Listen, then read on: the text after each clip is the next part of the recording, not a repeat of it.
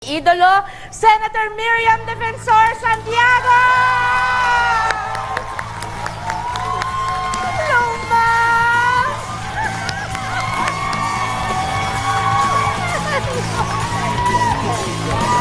Hello again, ma'am! Oh, my goodness!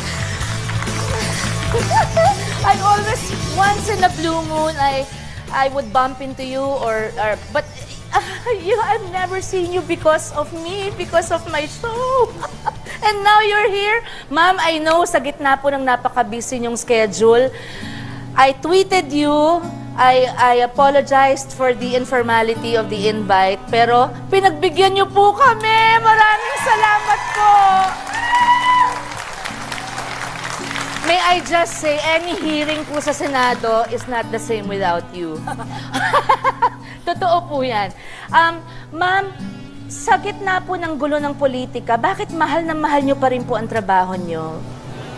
Dahil nakakatulong tayo sa mga mahihirap, yung mga walang boses, yung mga hindi mahilig magnakaw ng pera, nanakawan lang ng mga nagyayabang, at yung mga nangangailangan talaga ng serbisyo ng gobyerno. Kaya kahanga-hanga itong show mo, Sharon, dahil sinusubukan mong matulungan ang ating mga little people, kung tawagin man. Ma'am, that's really my dream. That's Yes. really my dream po. Kaya siguro naman ay pakiksamahan na ninyo ako na i-launch natin ngayong hapon ang Sharon for Senator Movement. Oh my goodness!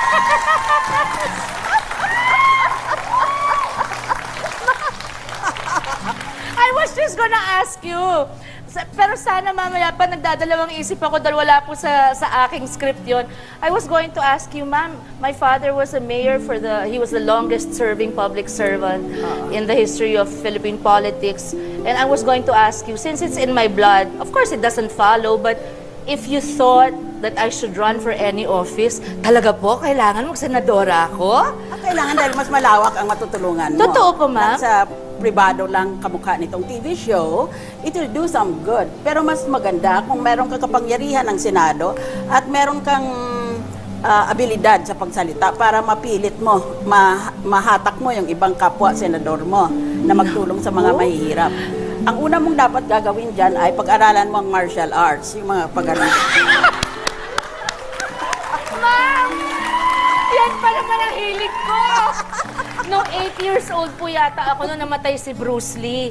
Sa buong St. Paul College, Pasig, ako lang po yata ang batang umiyak at nagluksa dahil namatay siya. Wala yata may kilala sa kanya noon kasi I have a brother who's 5 years older. So everything he liked, I liked. Especially martial arts. Ayan po.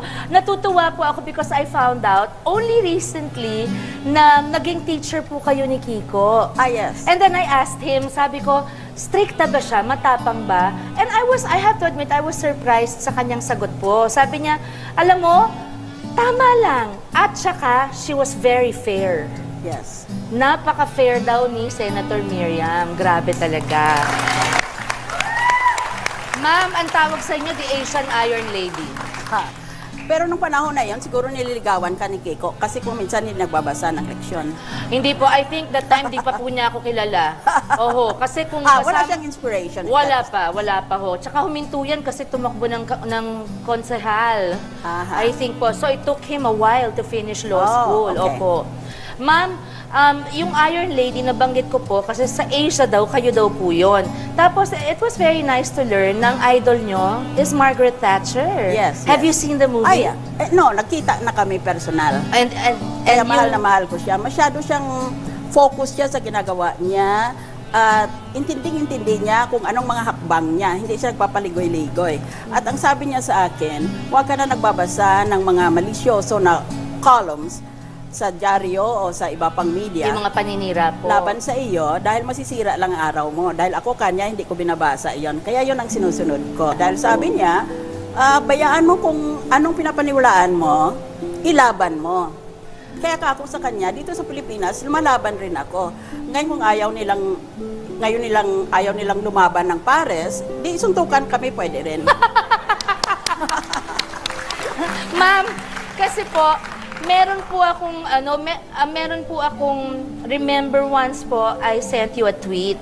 And I just I just took a chance. I wasn't even sure if it was really you. Sabi ko, I'm just hoping it's really her. Sabi ko po, ma'am, I have some haters saying very painful words to me on Twitter, and I'm not used to these words, and not only to me but also to my daughter. Ma'am, sabi nyo, di ba napakabuti yung tao, napakabuti yung asawa, pinaglalaban nyo ang dapat. Pero pag matapang, sabi nyo, kahit suntukan tayo, ganun din po ako eh. Pero hihingan ko lang po kayo ng isang napakalaking pabor, Senator Miriam. Since talagang kayong tinitingala ko, pakisabihan naman po itong mga to.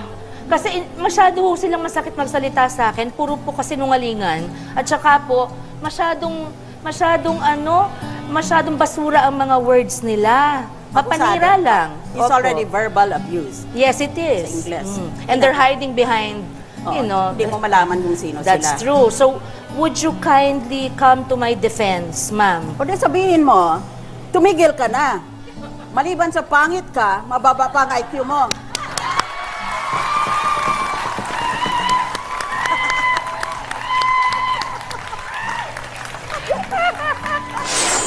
Ma'am, kung hindi po kayo senador o teacher, ano po kayong trabahong pinasok niyo? Bombshell ako sa Hollywood. I assume your IQ is, mensable. Are you a part of Mensa? No. No. But, of course, we already kind of know ang IQ Lahat ni ng Ma'am tao talagang marurunong. Hindi lang tayo na training ng ganyan. Kasi kami, ang tatay namin, martial arts expert, abogado din. At saka, di matatakot ka pag nagdisiplina, martial arts siya, hindi namin alam kung anong abutin namin, kung karate o judo o taekwondo. Tapos legal pa. Tapos nanay namin, ang galing-galing niya sa mathematics. Mas mabilis pa siya sa calculator. Kaya wala kaming mapili na talaga sa buhay. Kailangan maging marunong kami dahil kung hindi kami pinapansin. Kaya lahat ng tao, hindi tama yon na kokonti lang marunong. Lahat ng tao may ganyang dunong. Hindi mo lang kasi binubuksan kasi walang nagturo sa iyo. Una, kailangan believe ka na pare-pareho lang. Ang IQ ng mga tao pare-pareho lang halos. Kokonti lang yung talagang mga genius. Pero ma'am, nako, I disagree. Kasi iba po kayo. Sabi nyo nga po in an interview, one of the more recent interviews na nabasa ko po, yung maliit pa kayo, alam nyo po ba, makwento ko lang po, sa isang very recent article na interview po sa kanya, binasa po niya ang encyclopedia from beginning to end. Tinapos po niya. Tapos sa Iloilo po, merong isang library doon. It was the USIS. Right. At alam niyo po ba, ang ginawa niya po, you were about 8 years old. Yes. Hindi po siya pumili ng kategorya o ng mga ilang titulong. Ginawa po niya, inubos niya, inisa-isa po niya clockwise. Lahat ng libro sa loob ng library. So talagang alam na natin, ang Jedi Master na si Senator Miriam, walang inuumpisahan na hindi tinatapos. Kaya po kayo, tama rin po yun, ang dunong po ay dapat talaga binubuksan. That's right. Senator, meron pa po ba kayong kinatatakutan sa mundo ng politika? O sa buong mundo na kamo? Opo, sige po. My reply to you is ha ha ha. In other words, wala. Wala akong katatakutan dahil ano magagawa niya sa katawan ko? Hiwa-hiwain na naman niya ako eh. Halimbawa ganito, minsan nang bago akong kasal, napunta ako sa Nepakyo, ni-drive ko ang sarili ko sa maliit kong sasakyan. Pagkatapos nagpila kami, siguro Holy Week iyon, bibili kami ng baboy. Ang nauna sa akin, mukhang mahirap na babae. Nag-order siya 1/4 kilo ng baboy. Ininsulto siya ng polkero. Sabi niya, nag-una ka pa sa pila, 1/4 kilo lang palang orderin mo. Nahihiya na nga yung babae, sige pa siya ng sige. Habang hinihiwa niya, sinutuloy pa rin niya yung panglalait sa babaeng yon.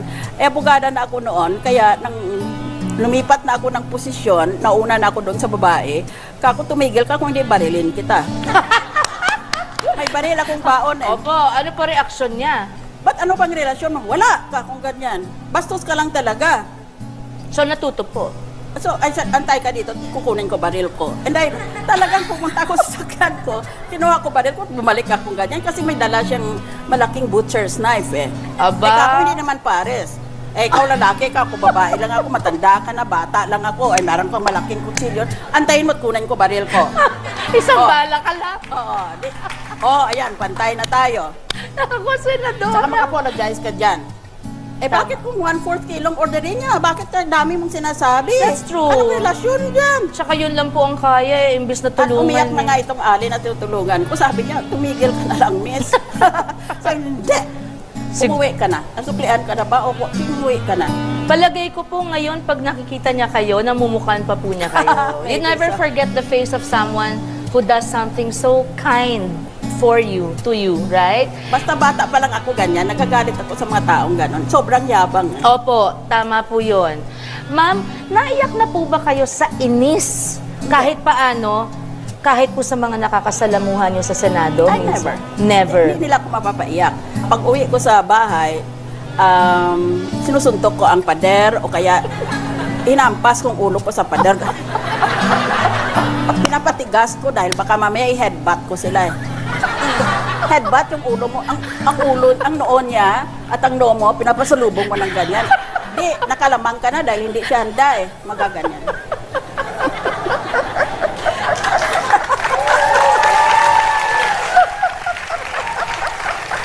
Para tayong malapit tayo sa wrestling pumunta. Ma'am, ano po ang pinaka At nakakatawa? saka pag sinuntok mo ang tao, di ba nakaganyan ka? Ganyanin mo yan, parang trigger ng Baril. baril ganyan. Tapos pag naman, ganyanin mo bigla, di ang ganyan tama. Kamo. Ang dami ko na Pag nahulog, sipain mo pa. Kasi baka mahirap na, maisa. Baka pagtalikod, may baril Ang pala. sabi ng tatay ko noon, ang pinakamagandang paraan na makaganti ka sa kalaban mo, hintayin mong tulog. Huwag kalabahanin ang harapan. Antayin mong natutulog siya. Alam niyo po, ganyan po ang turo ng matalino. Hindi yung, kasi di ba pagtapang-tapangan, kailangan mag-jewel tayo. That's Nakatalikod, tapos pagharap. Magbahala, unahan kayo. Sino? Hindi eh. Ba't kailangan? Hintayin mo matulog, tsaka mo barilin. Yun ang matalino.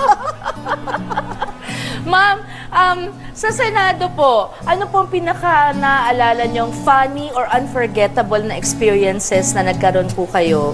Merong isang matanda na senador at kung minsan, ayon sa katandaan namin, kami pinipili na mag-preside. Halimbawa, ang Senate President ay absent or may importanteng bisita. So, pinakamatanda ang pinapaupo dyan, magiging acting Senate President siya. Ngayon, merong isa, ang tanda-tanda na niya, natulog siya doon habang nag-preside siya. Ngayon, tumayo na ako, nagsasalita ako. Kaya pala walang kibo kasi tulog na tulog. Hindi po na-televise yun? Ewan ko lang. Sino po ba yan? Para alam na namin. Wag na. Bibigyan namin ng kape. Ano pa po, ma'am? Yung mga unforgettable po sa inyo. Ako, pag impeachment trial, ginugutom ko minsan kasi ang tagal eh. Mm-mm. We start at 2 o'clock and Opo. sometimes it will end at 7, no? And sometimes we have a break, sometimes not. So, ginugutom ako. Nag-ikot ang mata ko sa session hall. Nakita ko na mukhang kontento ang aking mga kapwa senador. Iyon pala, meron pala isang senador ng kanyang drawer puno ng pagkain. Mamili ka. Meron siyang tsokolate, meron siyang biskwit, Sino po ito? meron siyang Kaibigan ko adobo. po ba ito? Si Senator Jinggoy Estrada. Naku, kay best friend ko nga!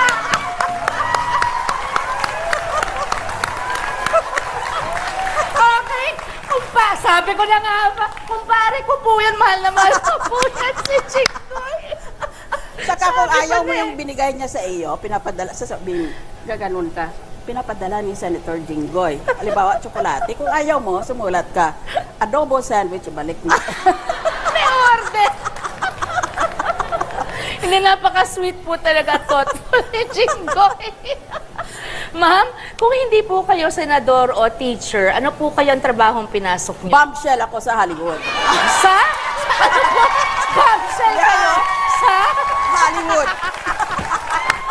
Sabi ko nga kanina eh. Ma'am naman, nakakagulat. Hindi kasi kanina binabasa ko about her. Alam niyo bang, meron ng mga naisulat about Senator Miriam sa mga, publications like Time Magazine, the International Herald Tribune, napakaraming mga talagang nirirespeto ng buong mundo. Sabi ko, biro mo ako, ang dream ko lang ma-FHM. Yung pala si ma'am gusto mag-Hollywood bombshell. Actually, nung bata po kayo, ma'am, ang ambisyon nyo daw po talaga, ang pangarap nyo yung maging isang madre. Anong panahon na iyon kasi, lahat kaming mga maliliit na babae, pinaka-ambisyon namin maging madre kami lahat. Buti hindi ako natuloy dahil patay na isa sa amin ni Mother Superior ngayon. Ma'am, pakiulit lang po yung sinabi sa inyo ni Cardinal Sin, yung advice niya sa inyo. Sabi niya, Kako, Cardinal, gusto ko sana mag-eskwela tungkol sa aking pananampalataya dahil hindi ko masyadong naintindihan. Utos ng utos lang naririnig ko, pero hindi ko naririnig ang explanation. Kasi nagka-masters po kayo sa theology. Kaya Kako, gusto ko sana, maski may doctorate na ako sa batas, babalik ako sa eskwela at kukuha ako ng masters ko sa theology. Yung pag-aaral ng pananampalataya. Sabi niya, huwag kang pumunta dyan sa isang eskwelahan na yan kasi masyado silang conservative. Pumunta ka sa mas modern ang theology. Kasi kung pumunta ka sa conservative, baka mamamatay o mapari sa iyo. Atakihin sila. Pag pumasok ko yung confessional, lalabas yung pare. Di mo kaya. Pero, bakit niyo po naisip yun, a master's in theology, after all the things that you know? Para maintindihan natin, bakit nandito tayo? Actually, these are the basic questions in philosophy. Saan ako nanggaling? Bakit ako nilagay dito sa mundo? Saan ako papunta? Sino ba talaga ako? Ang pagkakilala ko. These are actually the basic philosophical questions. Or in other words, itong tinatawag na meaning of life. Anong kahulugan ng buhay na binibigay sa tao dito sa mundong ito? Ang mundo talagang malungkot na lugar. Sa umpisa pa lang. Dahil kaya kako nga, kung alam ko lang ganito pala kalungkot ang buhay at kasalimuot ng buhay, oras na hinugot ako ng doktor, nagpagtikwakal na sana ako. Nagpatiwakal na. Tsaka, kasi pag pinanganak ka, natural, mahal mo yung pinanggalingan mo, nanay mo, tatay mo, mga kapatid mo. Sigurado iyan na kung nauna sila sa iyo, mauna rin silang mamamatay. So you are born into misery almost from the day of birth. Kaya kailangan may palagi kang iniisip, ano ang layunin ng Panginoon para sa akin? Bakit ako linagay sa sitwasyon na ito? Kasi biro nyo, yung pong nag-aral kayo, you have a master's in theology, religion, and faith. Tapos, ang paborito nyo daw pong mga babasahin, philosophy books. Yes. And your favorite is Nietzsche. Right. So, parang may konting talagang you are trying to find out what the meaning of life is. That's right. Because, these are the two major, Ma'am, sabi nyo daw po dun sa interview ninyo, kung meron kayong tanong sa sarili ninyo, ang tanong daw niya po ay ito, bago tayo pumunta sa break. Sabi daw po ni Senadora, bakit daw walang nagtanong sa kanya kung gusto niyang ipanganak? Sa aming pong pagbabalik, mas makikilala pa po natin si Senator Miriam Defensor Santiago. Ayan, Senator, napag-usapan po yung asawa. Sa isang nabasa ko pong interview ninyo, sabi niyo po, napakaligaya niyo pong mag-asawa. How long have you been married po? 40. Over 40 years. 40 years. Over 40 years. Wow! Hindi ko nakita itong aking asawa sa ngayon. Siguro ngayon, dahil may pagka-eccentric ang personality ko, pang-5 na siguro ang asawa ko, pang-6 na, nag-divorce na siguro ako, married over and over. Pero magkasundo kami. Sabi niyo nga po, you were saying polar opposites. Yes, we are polar opposites dahil kung ano yung ginagawa ng isa, yung kaibahan ang ginagawa naman ng isa. So we are in a state of perpetual fascination with each other. Wow! That is what I wish for. Dahil magkaiba kami, halimbawa sa pagtulog lamang, I like to go to bed early and wake up very early, and my husband likes to go to bed very, very late and he wakes up very late. Things like those. Ay baliktad naman kami ni Kiko, ma'am. Ako naman po yung gusto ng late, siya yung early. Because of your profession. That's true, but I also enjoy, enjoy the quiet. I'm sorry, but I'm going to interrupt you. Nadidistract ako kasi ang ganda ng cleavage mo eh. Ay, sorry po, jumpsuit po. Ma'am, I told you. If you want to be a bombshell, my ambition is FHM, not FMD. Okay. Foot and mouth disease, not that. Okay? Pero ma'am, Ba't hindi nila ako bigyan ng testigo na ganyan sa impeachment? O, di mainit ulo ko. ma'am, nawala tuloy ako. Kasalanan mo cleavage. Okay, itataas ko. Ayan. Senator, ano pong paborito ninyong lutuin? Do you still find time? Yan. Ang bata ko, mahilig talaga akong magluto. Hanggang ngayon, nung nag-asawa ako, lahat ng kapatid kong nag-eskwela sa UP, doon nakatira sa amin.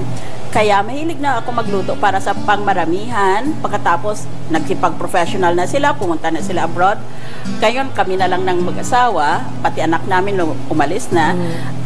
Mahilig pa rin ako magluto. Kaya nagka-concentrate ako sa gustong kainin ng asawa ko. Ano-ano po yun? He loves to eat steak, for example.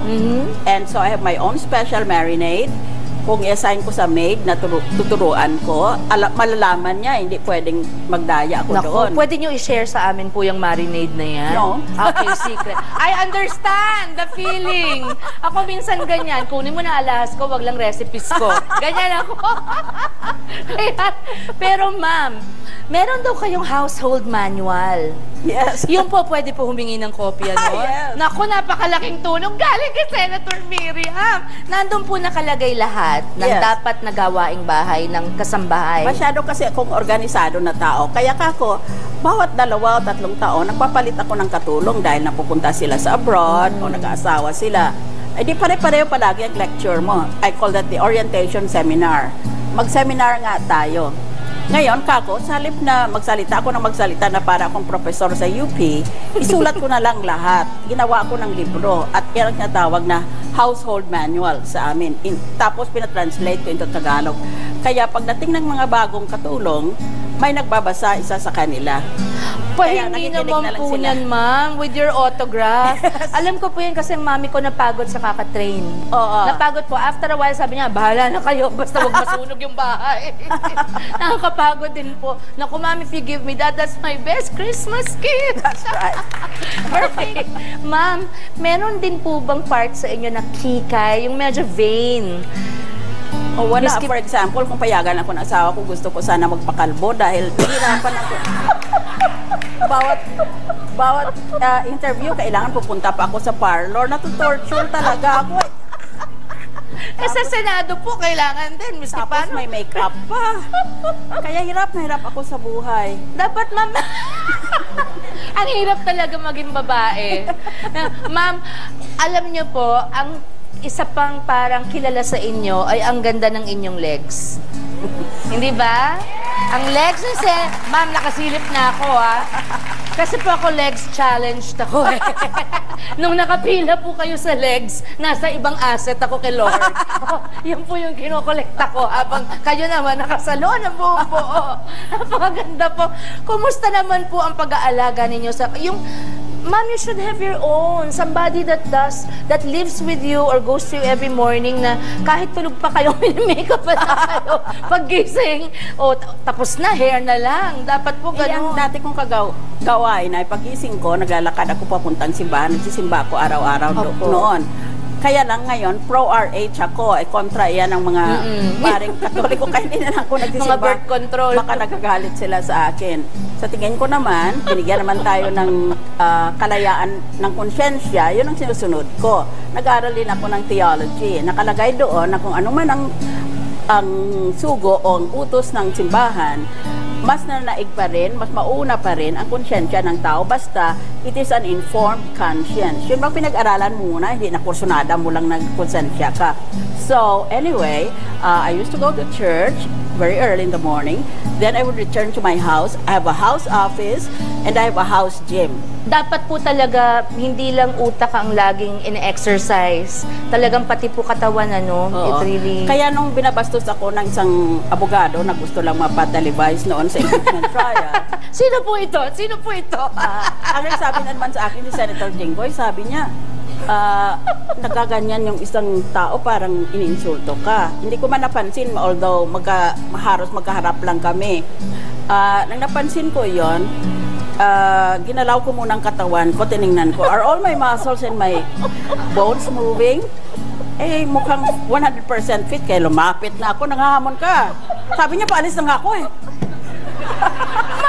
Ayaw pong nakaganon. Sinabihan ko siya, nanghamon ka ba?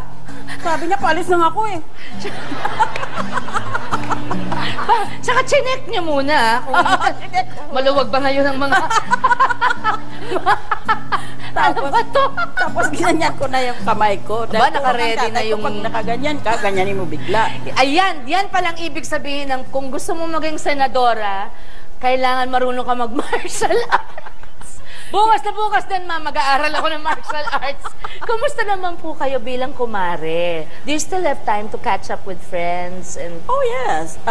Kaya lang, sa kanila, tinatanggap nila ako hindi bilang isang public figure or senador ako. Ang tunay na kaibigan, tatanggapin ka maski anong nangyari sa iyo. Sumikat ka man, may nangyari sa buhay mong masama, nagdumadaan ka sa kalungkutan, dyan pa rin ang kaibigan mo. Sa English, kung iniiwanan mo ang tao, nakikipagkaibigan ka lang dahil mayaman siya o poderoso siya, may kapangyarihan siya. Yun ang natawag na fair weather friend. Pag magandang panahon, kaibigan ka. Yes. Pag masama, hindi na sila makikita. Ayaw ko yung fair weather friend. I'm a very, very loyal friend. Kaya, maski sa politika, intindi iyan ng mga politiko. Opo. Pag nakipagkaibigan ako, habang buhay na yon. Kung may kasalanan ka at wala na akong maitulong bilang isang abogada, tangkapin natin ang parusa ng batas. Parang yun ang attitude ko. So, I still keep in touch with my old friends. Pero kung minsan taon ang dadaan, hindi ko man sila mababati, pero nakakaintindi sila pag nagkita na naman kami. Parang kahapon lang kayo That's nagkasama. right. Yes. Ma'am, since we are so the same, we are both loyal friends. May I be your friend? Can I be your friend? Of course. Certainly. Don't worry, I'm very loyal and decent. Ma'am, paano po ang bonding ninyo? Pag kunyari you get to catch up with your old girlfriends. Mahal na mahal ko sila, pati yung old boyfriends ko.